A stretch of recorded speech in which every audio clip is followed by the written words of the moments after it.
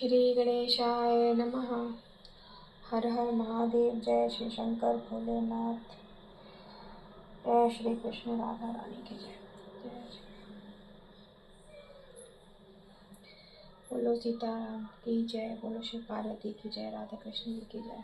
सभी देवी देवताओं की जय। श्री गणेशाय नमः। आज मैं 8वां अध्याय प्रारंभ कर रही हूँ। कृपया ध्यान से सुने और अगर मेरा चैनल पसंद आए तो इसको प्लीज़ लाइक और सब्सक्राइब करें। 8वां अध्याय प्रारंभ। भगवान शंकर द्वारा सती का दक्ष के घर जाने को अनुचित बताना। देवी सती के विराट रूप को देखकर शंकर का भयभीत का होना। सती द्वारा काली, तारा आदि अपने 10 स्वरूपों को प्रकट करना। देवी का यज्ञ भूमि के लिए प्रस्थान। श्री महादेव जी बोले, मुनीश्वर नारद का यह वचन सुनकर दक्ष की पुत्री तथा शिव की भार्या सती ने पिता के यज्ञ में जाने का मन बना लिया और उन्होंने शिव से कहा। सती बोली, हे प्रभु देव महेश्वर, मेरे पिता दक्ष बहुत ही तैयारी के साथ एक बहुत बड़ा यज्ञ कर रहे हैं। उस यज्ञ में हम दोनों का जाना मेरे मन में न्यायोचित प्रतीत हो रहा है। हम दोनों को वहां उपस्थित हो जाने पर वे निश्चित रूप से सम्मान करेंगे। शिव जी बोले, प्रिय सती, इस प्रकार का विचार अपने मन में भी मत लाओ। बिना बुलाए जाना और मृत्यु दोनों एक ही समान है। यक्ष विद्याधरों के समक्ष वे अहंकारी दक्ष ने मेरा तिरस्कार कर रहे हैं, अतः उनके घर कभी नहीं जाना चाहिए। मेरा अपमान करने की इच्छा से वो ये महायज्ञ कर रहे हैं।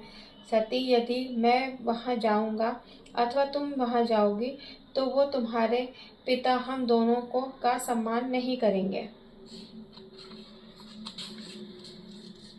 यदि ससुर के घर में अपनी प्रतिष्ठा और वहां जाना चाहे तब हो यदि ससुर के घर में अपनी प्रतिष्ठा हो तभी वहां जाना चाहिए। यदि वहां अपमान होता है तो वहां का जाना मरने से भी बढ़कर होता है। दामाद ससुर के घर में परम आदर की अपेक्षा रखता है। ससुर को भी चाहिए कि वह अपने दामाद का आदर करके अपने भवन में लावे। वरानने ससुर को अपने दामाद के प्रति अनादर का भाव नहीं रखना चाहिए, अन्यथा धर्म की हानि होती है। यह बात पूर्ण रूप से सत्य है। दामाद के प्रति द्वेष रखने से घोर पाप उत्पन्न होता है। अतः बुद्धिमान व्यक्ति को चाहिए कि वे अपने दामाद के प्रति द्वेष न करें। दामाद को भी अपने ससुर का किसी तरह से अप्रिय नहीं करना चाहिए। ऐसा करने वाला नरक में जाता है और कई 100 वर्ष वहां पड़ा रहता है। बिना सम्मान के ससुराल कभी नहीं जाना चाहिए। प्रिय, बिना बुलाए जहाँ कहीं भी जाना मृत्यु के तुल्य कहा जाता है, फिर ससुराल में जाने की बात ही क्या। अतः इस समय मैं ससुर के घर नहीं जाऊंगा। वहां जाना प्रतिकारक नहीं होगा क्योंकि वे दक्ष प्रजापति हैं। सती, ससुर के स्नेह करने से रूप वृद्धि, प्रजा वृद्धि और धर्म वृद्धि भी होती है, और प्रिय, अनादर करने से सर्वथा हानि ही होती है। अतः सुरोत्तम, मैं तुम्हारे पिता के यज्ञ में नहीं जाऊंगा। वे प्रजापति दक्ष मुझे दिन रात दरिद्र और अत्यंत दुखी कहते रहते हैं। बिना बुलाए मेरे जाने पर तो वो विशेष रूप से ऐसा कहेंगे। ना बुलाना तथा दुर्वचन, ये बातें ससुर के घर में सहनीय नहीं है। ससुर को चाहिए कि वो अपनी पुत्री के पति दामाद को आते ही उसके पास पहुंचकर यथाशक्ति उसकी पूजा करे, अन्यथा धर्म की हानि होती है। जिस ससुराल में इस प्रकार के सम्मान की बात कही गई है, वह अपमान पाने के लिए भला कौन बुद्धिमान जाएगा। अतः देवताओं के द्वारा पूजित महेशानी, मुझे क्षमा करो। बिना निमंत्रण के तुम्हारे पिता के महायज्ञ में हम दोनों का जाना उचित नहीं है। सती बोली, प्रभु आपने जो कुछ कहा वह सत्य ही है। इसमें किसी भी प्रकार का संशय नहीं है। किंतु हो सकता है कि वहां जाने पर वे आपका सम्मान करें। शिव जी बोले, तुम्हारे पिता वैसे नहीं हैं जो मेरे बिना निमंत्रण के वहां जाने पर वे सभा के मध्य हम दोनों को सम्मान पूर्वक स्वीकार करें। मेरे नाम के स्मरण मात्र से वे दिन रात मेरी निंदा करते रहते हैं। ऐसी स्थिति में वो मेरा सम्मान कैसे करेंगे? ऐसी स्थिति में वो मेरा सम्मान करेंगे, यह तुम्हारी दुर्बुद्धि है। सती बोली, महादेव, आप जाएं अथवा ना जाएं, आपकी जो इच्छा है वो कीजिए, किंतु महेश्वर मैं वहां जाऊंगी, अतः आप मुझे अनुमति दीजिए। पिता के घर में महायज्ञ के महोत्सव का समाचार सुन के कोई कन्या धैर्य रखकर अपने घर में कैसे रह सकती है, जहाँ असामान्य लोग बुलाए जाते हैं और पूजित होते हैं, तथा वहाँ सामान्य व्यक्ति भला कैसे इसे सुनकर धैर्य रख सकता है। महेश्वर, किसी दूसरे स्थान पर जाने के लिए निमंत्रण की अपेक्षा होती है, अपने पिता के घर जाने के लिए कन्या को निमंत्रण की अपेक्षा नहीं होती है। मैं अपने पिता के घर अवश्य जाऊंगी। इसके लिए आप अनुमति दीजिए। वहां मेरे जाने पर यदि पिताजी मेरा सम्मान करेंगे तो मैं कहकर आपके लिए आहुति डलवा दूंगी। यदि वे मूढ़ दक्ष मेरे सामने आपकी निंदा करेंगे तो मैं उसी समय उनके महायज्ञ में विध्वंस कर डालूंगी।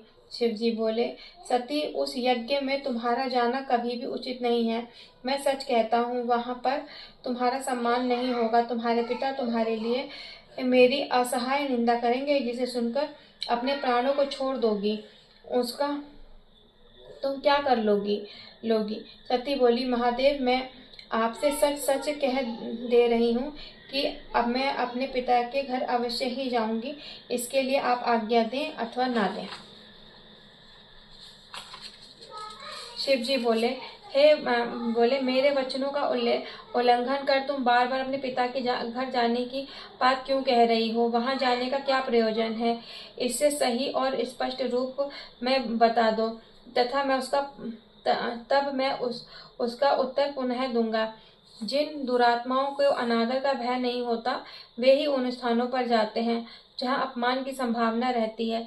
सती, सम्मान के योग्य व्यक्ति को सम्मान न करने वाले घर में कभी नहीं जाना चाहिए, क्योंकि उस अपूजक के द्वारा की गई वह पूजा नहीं कही जाती। मेरी निंदा सुनने में यदि तुम्हें सुख ना मिलता तो मेरे निंदक के घर जाने की इच्छा क्यों कर रही हो? सती बोली, शंभु, आपकी निंदा सुनने में मुझे कोई सुख नहीं है। उस निंदा को सुनने की मेरी अभिलाषा भी नहीं है, किंतु फिर भी मैं वहां जाना चाहती हूँ। महेश्वान, जिस समय मेरे पिता केवल आपको छोड़ अन्य देवताओं को बुलाकर महायज्ञ प्रारंभ किया, उसी समय आपका अपमान हो गया और ये प्रजा देख रही है। यदि मेरे पिता दक्ष आपका अनादर करके अभिमान पूर्वक इस महायज्ञ को संपन्न कर लेते हैं, तो पृथ्वी तल पर कोई भी मनुष्य श्रद्धा युक्त से होकर आपको आहुति नहीं देगा। इसलिए आप आज्ञा दीजिए या ना दीजिए, मैं वहां अवश्य जाऊंगी। वहां या तो आपके लिए यज्ञ भाग प्राप्त करूंगी अथवा यज्ञ का नाश कर डालूंगी। श्री शिव जी बोले, महादेव जी, मेरे रोकने पर भी तुम मेरी किसी बात को नहीं सुन रही हो। दुर्बुद्धि व्यक्ति स्वयं निषिद्धाचरण करके दूसरों पर दोषारोपण करता है। दक्ष पुत्री, अब मैंने जान लिया कि तुम मेरे कहने में नहीं रह गई हो, अतः अपनी रुचि के अनुसार तुम कुछ भी करो। मेरी आज्ञा की प्रतीक्षा क्यों कर रही हो? श्री महादेव जी ने कहा, नारद, तब महेश्वर के ऐसा कहने पर क्रोध में लाल लाल आंखों वाली वे दक्षपुत्री सती क्षणभर के लिए सोचने लगी कि इन शंकर ने पहले तो मुझे पत्नी रूप में प्राप्त करने हेतु प्रार्थना की थी, अब मुझे पा लेने के बाद भी ये मेरा अपमान कर रहे हैं, इसलिए मैं इन्हें अपना प्रभाव दिखाती हूँ। तदंतर उन भगवान शिव ने क्रोध से फड़फड़ाते हुए होठों वाली और कालाग्नि के समान नेत्रों वाली उन भगवती को देख अपने नेत्र बंद कर लिए। भयानक दाढ़ों और से युक्त मुख वाली भगवती ने सहसा उस समय अट्टहास किया, जिसे सुनकर महादेव विमूढ़ के समान भयाक्रांत हो गए। बड़ी कठिनाई से आंखें खोलकर उन्होंने भगवती के भयानक रूप को देखा। नारद द्वारा उनके इस प्रकार देखी जाने पर और उन भगवती ने सहसा अपने स्वर्णिम वस्त्रों का परित्याग करके वृद्धावस्था के समान कांति को धारण कर लिया। वे दिगंबरा थी। उनके केश पास सुशोभित हो रहे थे, जिह्वा लपलपा रही थी। उनकी 4 भुजाएं थी। उनके शरीर ज्योति कालाग्नि के समान सुशोभित हो रहे थे। रोम राशि परिसर से व्याप्त थी। अत्यंत भयानक स्वरूप वाली वह भयानक शब्द कर रही थी और उन्होंने मुंडमाला का आभूषण धारण कर रखा था। उगते हुए करोड़ों सूर्य के समान तेजोमयी उन्होंने अपने मस्तक पर चंद्र रेखा धारण कर रखी थी। उगते हुए सूर्य के समान आभा वाले किरीट को धारण करने से उनका ललाट देदीप्यमान था। इस प्रकार अपने तेजस से दैदीप्यमान और भयानक रूप धारण करके देवी सती घोर गर्जना के साथ अट्टहास करती हुई उन शंभु के समक्ष उठाकर सहसा खड़ी हुई। तब उन सती को इस प्रकार का विचित्र कार्य करती हुई देखकर भगवान शिव ने चित्त से धैर्य का परित्याग करके भय के मारे भागने का निश्चय किया और विमूढ़ की भांति वे सभी दिशाओं में भागने लगे। उन शिव को दौड़ते हुए देख वे दक्ष पुत्री सती ने उन्हें रोकने के लिए ऊंचे स्वरों में डरो मत इन शब्दों को बार बार उच्चारण करती हुई भयानक अट्टहास कर रही थी। उस शब्द को सुनकर वे शिव अत्यंत डर के मारे वहां एक भी क्षण नहीं रुके। वे उस समय भय से व्याकुल हो दसों दिशाओं में दूर तक पहुंच जाने के लिए बड़ी तेजी से आगे भागे जा रहे थे। इस प्रकार स्वामी को भयाकांता देखकर वे दयामयी भगवती सती उन्हें रोकने की इच्छा से क्षण भर में ही 10 श्रेष्ठ विग्रह धारण करके सभी दिशाओं के सम्मुख स्थित हो गई और अत्यंत वेग से भागते हुए शिवजी जिस जिस दिशा में जाते थे उस दिशा में वो भयानक भगवती को देखते थे। फिर भय से व्याकुल होकर अन्य दिशाओं में भागने लगते थे। तब किसी ने दिशा को भयमुक्त ना पाकर किसी भी दिशा को भयमुक्त ना पाकर भगवान शिव ने अपनी आंखें बंद करके वहीं ठहर गए और इसके बाद उन्होंने अपनी आंखें खोली तो कमल के समान मुख वाली, हाथ से युक्त मुख मंडल वाली, 2 उन्नत उजारों वाली, दिगंबर भयानक और विशाल नेत्रों वाली, खुले हुए केशों वाली, करोड़ों सूर्य के समान तेज धारण करने वाली, 4 भुजाओं से युक्त तथा दक्षिण दिशा की ओर मुख करके स्थित श्यामा भगवती काली को अपने सामने स्थित देखा। इस प्रकार उन भगवती को देखकर डरे डरे से भगवान शिव बोले, श्याम बनवाली आप कौन है और मेरी प्राणप्रिय सती कहाँ चली गई? सती बोली, महादेव क्या आपने सम्मुख स्थित मुझ सती को नहीं देख पा रहे हैं? क्या अपने सम्मुख स्थित सती को नहीं देख पा रहे हैं? काली, तारा, लोकेशी, कमला, भुवनेश्वरी, छिन्नमस्ता, षोडशी, त्रिपुर सुंदरी, बगलामुखी, भूधुमाती, मातंगी, इन देवियों के ये नाम है। शिव जी बोले, जगत का पालन करने वाली देवी, यदि आप मुझ पर अति प्रसन्न हैं तो किस देवी का क्या नाम है और उनकी क्या विशेषता है, यह सब अलग अलग बताइए। देवी बोली, कृष्ण वर्णा और भयानक नेत्रों वाली ये जो देवी आपके सामने स्थित है वे भगवती काली हैं। ये जो श्याम वर्ण वाली देवी आपके ऊर्ध्व भाग में विराजमान है यह साक्षात महाकाल स्वरूपिणी महाविद्या तारा है। महामते आपके दाहिने और भयदायिनी तथा मस्तक विहीन देवी विराजमान है। वे महाविद्या स्वरूपिणी भगवती छिन्नमस्ता हैं। शंभु आपके बाईं ओर जो ये देवी हैं वे भगवती भुवनेश्वरी हैं और जीव देवी आपके पीछे स्थित हैं वे शत्रु विनाशिनी भगवती बगला है। विधवा का रूप धारण की हुई जो देवी आपके अग्निकोण में विराजमान है वे महाविद्या स्वरूपिणी महेश्वरी धूमावती और नृत्य कोण में जो देवी हैं वो भगवती त्रिपुर सुंदरी और आपके बाएं कोण में जो देवी हैं वो मातंग कन्या महाविद्या मातृणी है और आपके ईशान कोण में जो देवी हैं वे महाविद्या स्वरूपणी महेश्वरी षोडशी है। मैं तो भयंकर रूप वाली भैरवी हूँ। शंभु आप भय मत कीजिए। ये सभी रूप भगवती के अन्य समस्त रूपों से उत्कृष्ट हो। महेश्वर ये देवियां नित्य भक्ति पूर्वक उपासना करने वाले साधक पुरुष के चारों चारों प्रकार के पुरुषार्थ, अर्थ, धर्म, अर्थ, काम और मोक्ष समस्त वांछित फल प्रदान करती हैं। इन्हीं की कृपा से मारण, उच्चाटन, शोभन, मोहन, रावण, वशीकरण, स्थवन और तथा और विद्वेष, ये अन्य सभी प्रकार के वाणिज्य प्रयोग भी सिद्ध होते हैं। ये सभी गोपनीय महाविद्याएं हैं। इसका प्रकाशन कभी नहीं करना चाहिए। महेश्वर उन देवियों के मंत्र, यंत्र, पूजन, हवन विधि, पुरुष विधान, स्रोत का और तथा कवच, उनके उपासक के आचार, नियम आदि का वर्णन आप ही करेंगे, क्योंकि विभो इस विषय में आपसे बड़ा कोई अन्य वक्ता नहीं है। आपके द्वारा दिया गया उपदेश आगम शास्त्र के नाम से लोक में प्रसिद्ध होगा। शंकर, आगम तथा वेद, ये दोनों मेरी दो भुजाएं हैं। उन्हीं दोनों में मैंने स्थावर जन्ममय संपूर्ण जगत को धारण कर रखा है। जो मूर्ख इन दोनों वेद और आगम का मोहवश कभी भी उल्लंघन करता है, वो मेरे हाथों से च्युत होकर अधपतित हो जाता है, इसमें संदेह नहीं है।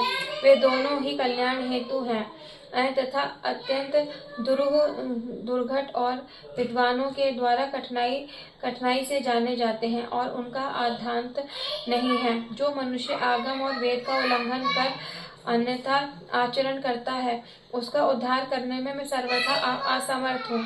यह सत्य है और इसमें कोई संशय नहीं है। इन दोनों की एकता पर सम्यक विवेचन करके बुद्धिमान व्यक्ति को धर्म का आचरण करना चाहिए और कभी भी अज्ञानतावश इन दोनों में भेद नहीं करना चाहिए।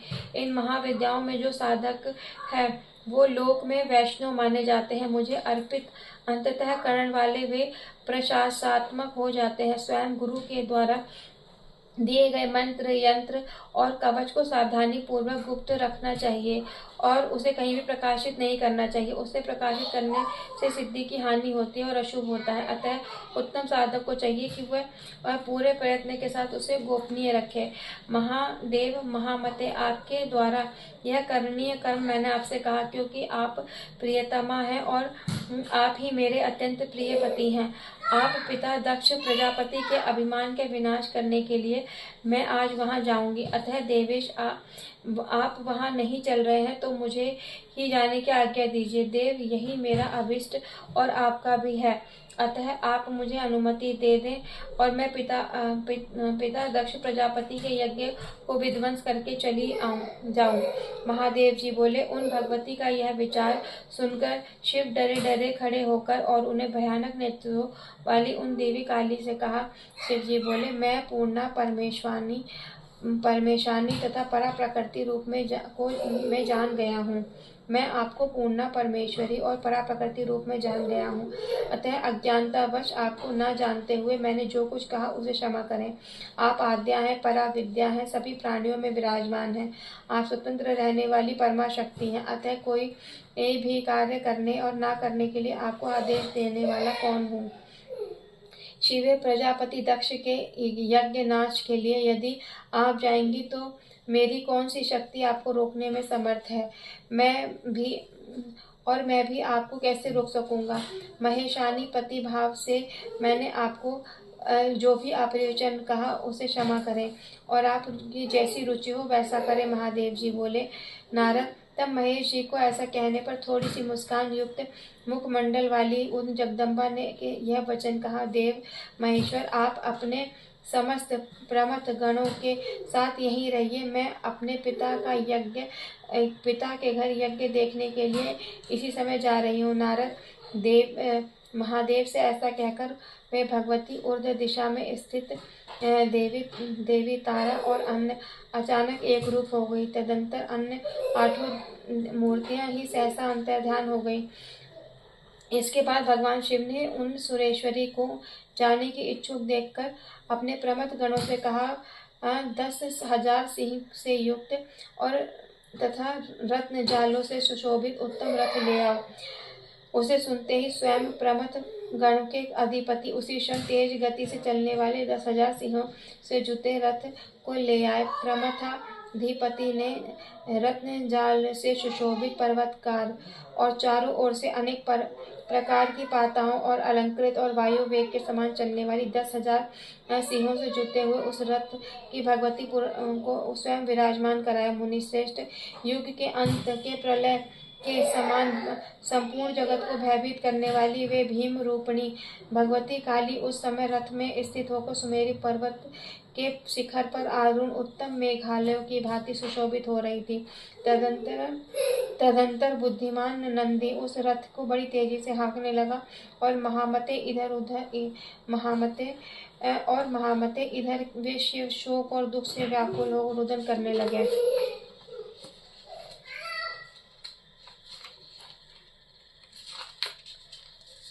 कोपावृष्टि काली को देखकर सभी प्राणी भागने लगे। सूर्य भी भयभीत होकर पृथ्वी पर गिरने से लगे। सागर शुद्ध हो गया, सभी दिशाएं व्याकुल हो उठी। महान वेग से वायु बहने लगी। घोर अमंगल का संकेत देने वाली सैकड़ों उल्का पिंड सूर्य मंडल भेदन कर पृथ्वी तल पर गिरने लगे। इस प्रकार वह रथ आधे क्षण में ही दक्ष प्रजापति के घर पहुंच गया और उन भगवती को देखते ही दक्ष के घर में इसी सभी लोग भयभीत हो उठे। इस प्रकार श्री महाभागवत महापुराण के अंतर्गत श्री महादेव नारद संवाद में काली रथा गमन नामक 8वां अध्याय पूर्ण हुआ। बोलो श्री कृष्ण भगवान की जय। बोलो शिव पार्वती की जय। हर हर महादेव। जय श्री शंकर भोलेनाथ बजरंगबली। जय श्री कृष्ण राधा रानी की जय। इसी के साथ हमारा 8वां अध्याय समाप्त होता है।